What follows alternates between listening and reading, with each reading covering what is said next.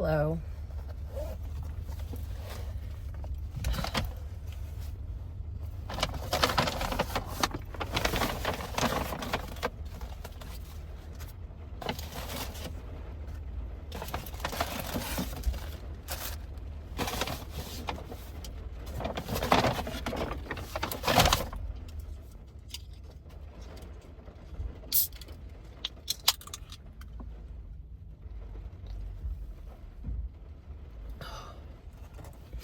I got myself a little lunch from Sprouts.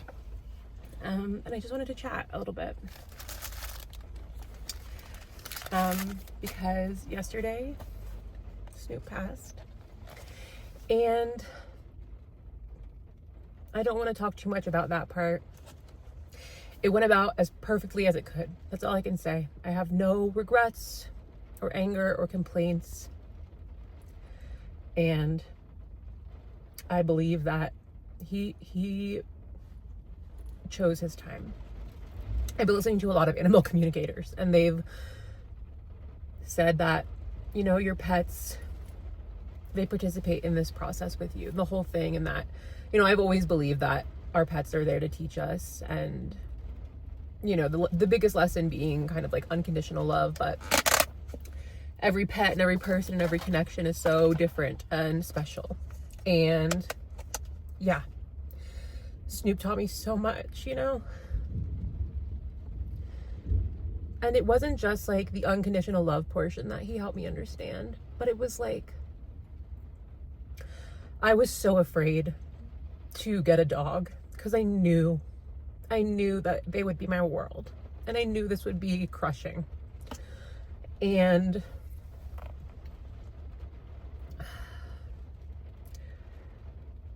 it is. It is the hardest, deepest, heaviest pain I've ever felt. And I miss him so much. And it was the hardest, most devastating moment of my entire life to have him pass on my chest, on my body, holding him. But, you know, I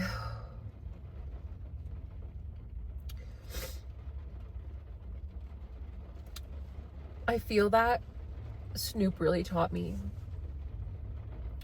how to allow myself to love vulnerably and big and in a scary way, to allow myself to ask for help and to be attached to people, even though the loss is at some point inevitable, you know?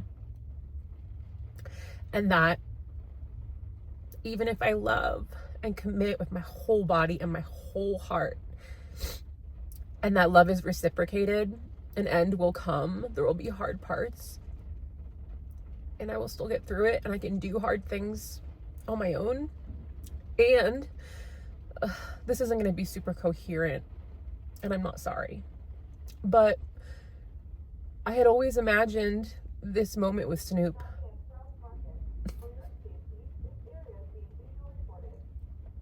I had always imagined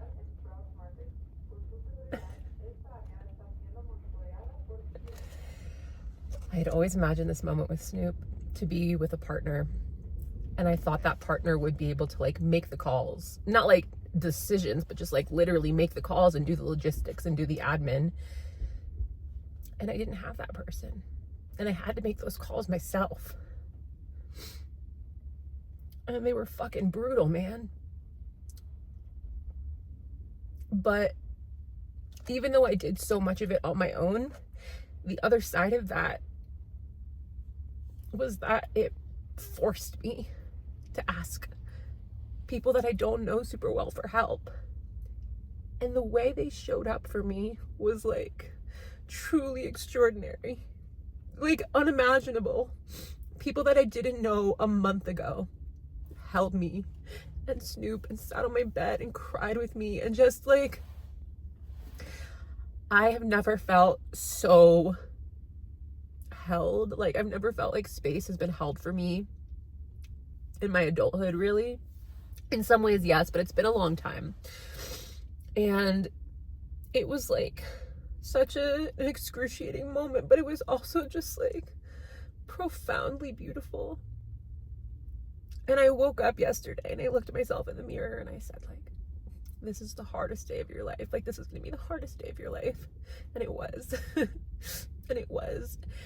And the way I was sitting on my bed, I was like leaning back on some pillows in like the corner. And I was holding him. And I know I said I wasn't gonna talk about this, but like I said, we're just doing it. And I was holding him, but like my knees were bent, my feet were on the bed, and I felt like I was giving birth. You know, I was just like, it was very intense and it was very primal. Like, look at me now and multiply this by 1,000, 1,000,000. I was wailing and screaming, and it really just, not like screaming at anyone, just like wailing, really weeping, sobbing, and talking to him and just thanking him and telling him everything. And I'm also not going to edit this video. I don't have the capacity to, but I am a different person. I am not the same person I was yesterday morning, and I'm definitely not the same person I was 3 weeks ago when I noticed Snoop declining, and he was not in any pain. And the vet said he went really fast, and that I made a good call, because when their heart stops that fast, it's often because they're already kind of close. I didn't want him to suffer at all. And yeah, it was, I don't know, it was significant. This was like, truly, I feel like I've been on drugs for the last 3 weeks. I feel so raw and ripped to fucking shreds, and like, I feel like that Japanese pottery that you shatter and you put back together with gold. I'm not back together yet, you know, and it's gonna take a long time, and it's not gonna be the same. It's never gonna be the same.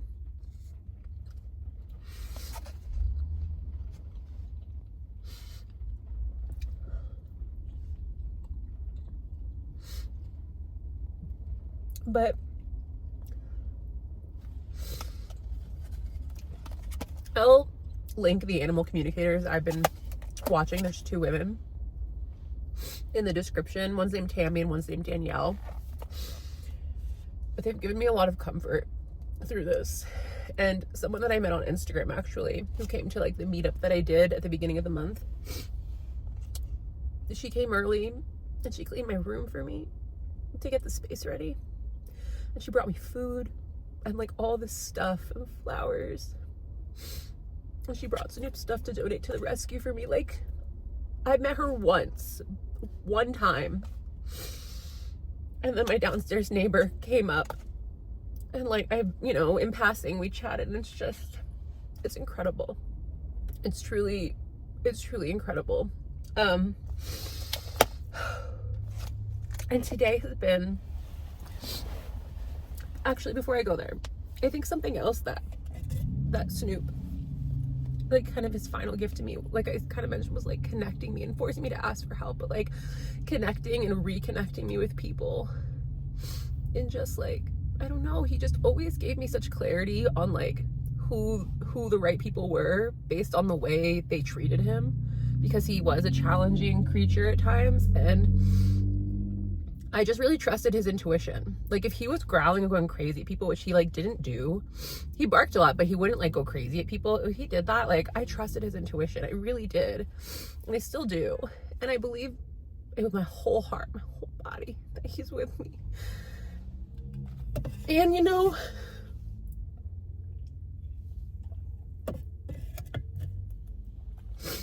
there's like parts of my skepticism that sometimes want to creep in and disrupt my comfort that Snoop is with me.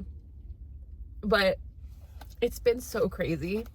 So today, this happened yesterday. Today, I was like, I need to clean my car. I have so much fast food in there, just trying to get him to eat. And he was enjoying fast food, to say the least. But so I needed to clean my car. And so I wasn't sure if it was the right decision, though. I was like, is this the right way to grieve? Obviously, I know there's no right way to grieve. But, so anyway, I get up and I'm going about my business at the house and just trying to like do wash. Oh, also the power went out last night for like a few hours. It was crazy. But anyway, so like I get up I go about my business and I chat with my housemate, and I'm sitting in this chair, and there's one of these like little, I have one in my car too. It's like this guy. And there's a big one it's not mine, it's in the window. And I've never really seen it catch much light, honestly. Like, it's caught a little bit, but I forget it's there. It's like in our dining room. And I'm sitting in a chair this morning, I'm talking to Heather, and out of the corner of my eye, I see this like glowing orange orb that I've never seen before. And I look up, and it's a sun catcher. And it's just like, it's not like shooting, it's just glowing orange. And I told Heather, and she's like, yeah, it's shining on your face. I can see it too. And I just like, you know, I knew he was there. And then, so I leave the house and I go to Walmart, which I never go to Walmart. But I wanted to clean my car, and so I needed like some wipes and just stuff like that. And so I go to Walmart, and I've been watching Somebody Somewhere. I've talked about this show. It's on HBO. It's one of my favorite shows. It's like my comfort show. I've been watching it. It's the only thing I've been able to watch these last 3 weeks. I've been watching it. And on the last night I had with Snoop, like when he was asleep, it was late. I've been having trouble sleeping. I put on an episode. It was like the end of season 2. And basically the song Gloria, Gloria, Gloria, I think I got you. That one. It's like a big part of that episode, and they sing it at the end. And it just like, it brought me such joy. It's one of my favorite episodes. I love that moment. And when I was in Walmart, that song started playing. And I was like, and that was like one of the last episodes I watched while he was still alive. I think it might have been like the last one I watched while he was still alive. And so like, I'm in Walmart and Gloria's playing, and it's like making me laugh, making me cry. And I just felt like he was like, clean your car, mom, you know? And then I go to the car wash and I pull up, and it's like a car wash that you like drive through, but there's like attendants there, and then there's like vacuums and everything. And I go to the car wash and I pull up, and I'm on the phone with my mom, and I was like, hold on, mom, I'm at the car wash. And I talk to the guy, and I'm just like, hey, and we're chatting, and he's like, cool, have you been here before? I was like, yeah, I come here all the time. And then he just goes, your car wash is on us today. Like, it was just free. It's like a $15 car wash, you know, and it's just free. I just like burst into tears. I just like literally just lost it. And I just feel Snoop has always been my protector and my guide. And I know he still is. And I'm sad, and I miss him so fucking much. But I think it's gonna be okay. I got a turkey sandwich. Fuck.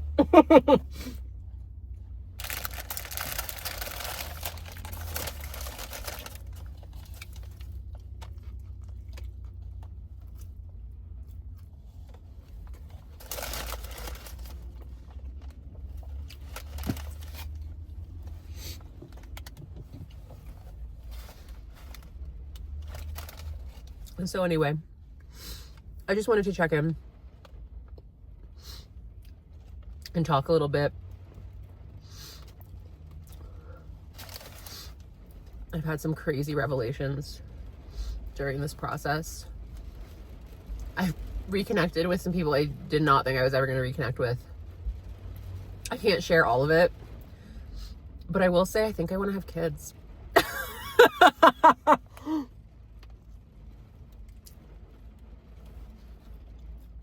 I've never felt so clear. I feel so clear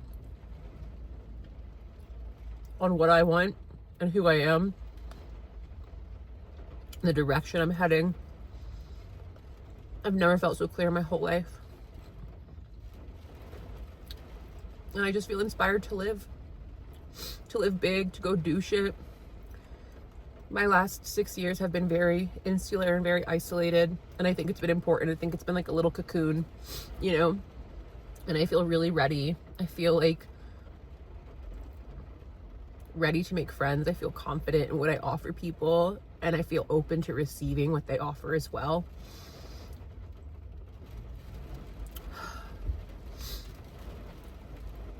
I want to hike.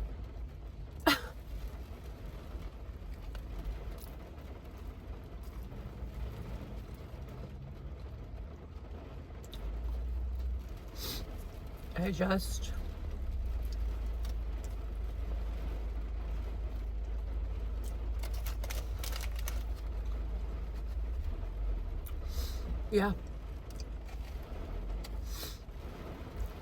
And I know this process is going to be long and sickening and hard. But I do feel like I have the emotional infrastructure to handle this. And I think I have community to help me through this. And I don't think one of those would exist. I don't think I could do it without the other one. You know, I don't think I can just do it myself. I don't think I could just do it community. I feel that Snoop chose this time for a reason. I was not meant to do this in California with Dan. That was not it. God. So yeah, I am going to continue to vlog and document, you know, as feels appropriate. But I do just want to, like, I am moving through grief, and I don't know what that's going to look like. And I'm going to let it look however the fuck it needs to, you know? My embodiment doesn't only exist when I'm joyful and when everything's perfect. I'm here all the time, you know? And that is part of this journey. That is part of this life. So, thank you for being here. I think that's it for now. I'm going to finish my lunch. I realized I forgot something in Sprouts. And I will see you next week, okay?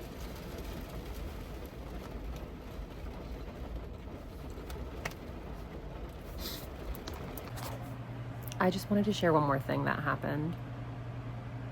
And I feel that it is part of my life's purpose and work to share myself, like, in this capacity, in this way, even though it's hard and even though it hurts. And this all just feels important to share. And, you know, I posted an Instagram video, and I know so many people go through this. And I think that's why I wanted to share, because I think there's a lot of grief has a stigma, especially grief about not people has a stigma. And